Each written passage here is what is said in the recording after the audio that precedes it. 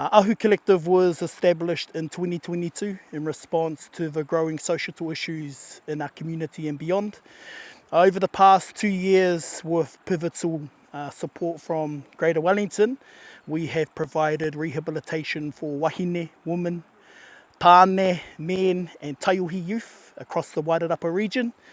In that time, we have supported over 600 whānau. Our key aspiration was providing education and alternative pathways into employment, hence the creation of Ahu Collective Environmental.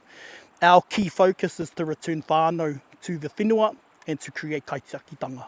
And our aspiration is to provide environmental solutions from our maunga, through our awa, to the moana.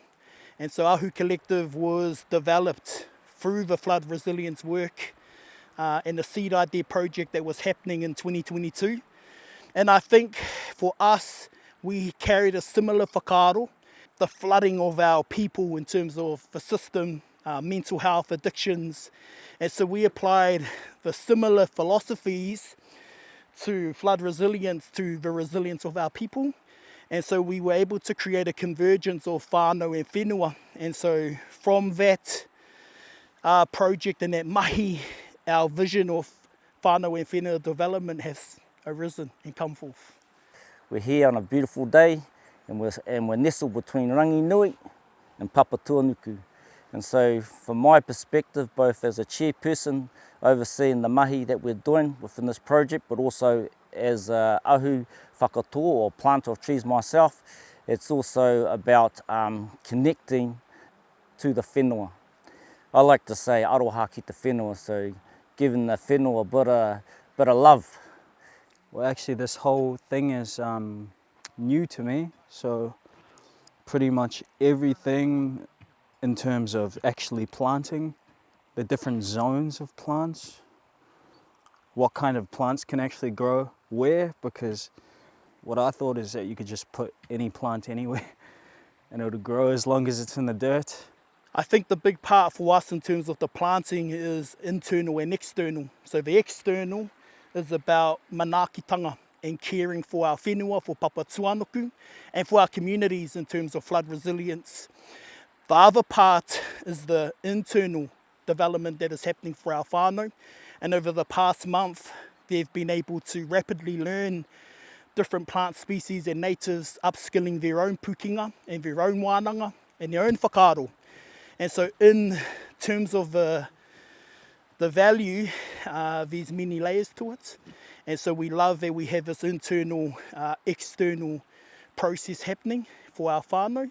And so not only are we growing the taiao spaces in our waterways, in the whenua, but we're also growing the people simultaneously. And when we think about the word whenua, we can associate that both with the land and also with us as tangata. Our story in Wairarapa is a story of slowly being disconnected from the whenua, disconnected from our reo, our tikanga. And so this project is about that reconnection at a wairua level, at a tinana level, whānau level. It's about whakapapa. A lot of the boys are from this very place. Kiri whakapapa is part of our pūrākau, and having the opportunity to come and reconnect, not just in words, but actual mahi, it's a moment in history that will be remembered. It's very, I'd like to say redeeming, because you hear about the stories about how all this used to actually be trees and stuff, and now when you look around it's just grass for miles.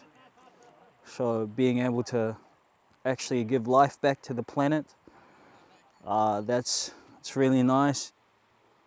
What I'm most proud of is just everyone's ability to see where some people have made mistakes, and some people have the courage to own up to their mistakes, and some people, they're not afraid to tell people, and they don't tell them like they're stupid or anything. They actually give them advice for what they can do next. And I'm also proud about, since none of us have actually done this. Yeah, I feel like a lot of experience is being gained in a short amount of time. We've got a couple of young fellas here, and really they're getting this opportunity to grow. Quite often our rangatahi leave Wairarapa. These boys are already like checking out the drones, checking out the technology, the mātauranga that goes into it, and they're talking about staying. That's what kahununu want. We want our people to stay here and do the meaningful jobs that need to be done. A lot of our whānau who we have transitioned into this mahi have been disconnected from spaces like this for a majority of their life, if not generations. And so they're breaking cycles within their own whakapapa while breaking cycles of damage to our taiao. And so it's multifaceted in terms of its purpose, and we're just grateful to be a part of it. What I find in this project, you're actually walking the talk, you're actually living it, you're actually giving it back. I say it's keeping it real, and it is. It's honest day's work, and well, you got a beautiful day today. We had all seasons yesterday, but you feel invigorated, you feel revitalised, you feel alive. But I think the best thing is learning more about the people that I'm working with. We've got the older ones and the younger ones all coming together, hei whakaoti te mahi nei. So I'm proud of that. I feel privileged to be part of it. When we're long gone, our mokopuna will be back here and be able to see, rest in the shadow of these trees. That's our dream. That's the dream that's been passed on for many generations, and now we're here living it.